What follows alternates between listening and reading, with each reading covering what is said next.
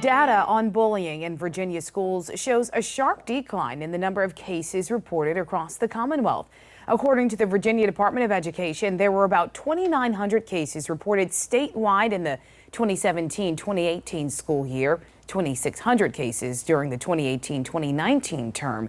That number dropped to just over 2,000 cases the following school year when the pandemic hit right in the middle.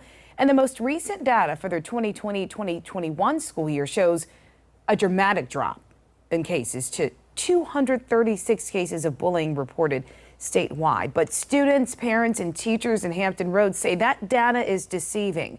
In this News 3 investigation, I'm diving into the stories behind the numbers.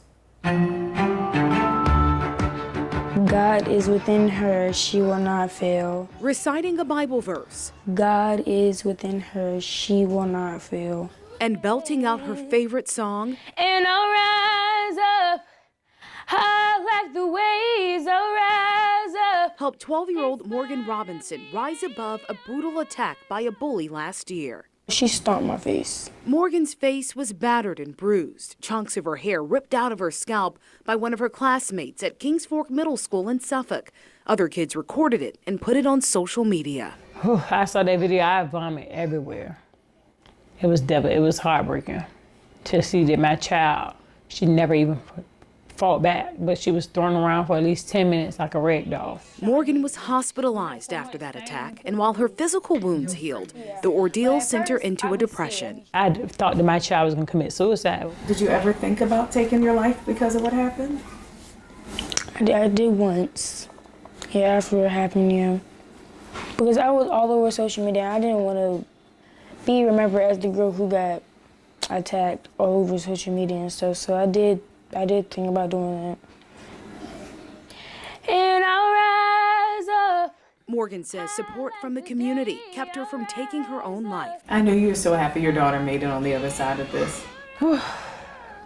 A sigh of relief for their family, but they fear state data showing dwindling bullying cases is far from reality. They weren't reporting it to the schools that it was going on because they weren't inside of the schools. So that's why those numbers decreased. Shantae Miller-White created Parents Against Bullying when her daughter was attacked on a Hampton school bus.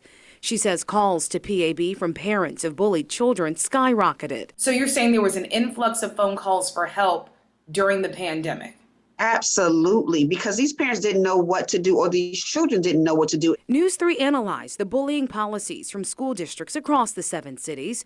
They all tout a zero-tolerance stance, urging students to report bullying to teachers and staff. Morgan says she did that in the weeks leading up to her attack, but nothing happened. We need to have a training, an anti-bullying awareness training, so that these teachers can know exactly what to look for, what to do. And if they knew what to do in that case, you could possibly save a life. Carly Gullis, a high school teacher in Portsmouth, agrees. First off, bullying is a lot harder to recognize than it used to be. She says cyberbullying can be harder to detect in the classroom.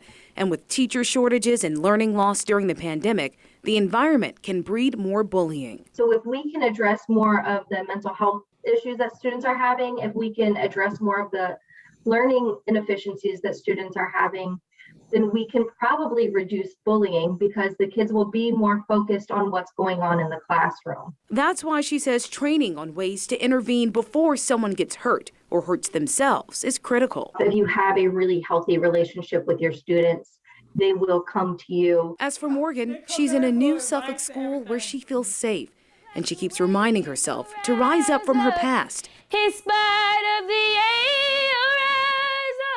And push forward without fear of her future. God is within her, she will not fail. It's good to see Morgan doing so well. Well, Parents Against Bullying is a nonprofit that trains teachers in our area on how to notice the signs of bullying. As for Suffolk Public Schools, they now have an anonymous tip line to report cases. We'll have that number inside this story at WTKR.com. A reminder, certain acts associated with bullying are considered criminal. Threats can get you up to 5 years in prison, extortion up to 10 years, assault and battery up to 5 years in prison, hazing up to 12 months in jail, and malicious wounding 5 to 10 years in prison, and harassment by computer up to 12 months in jail.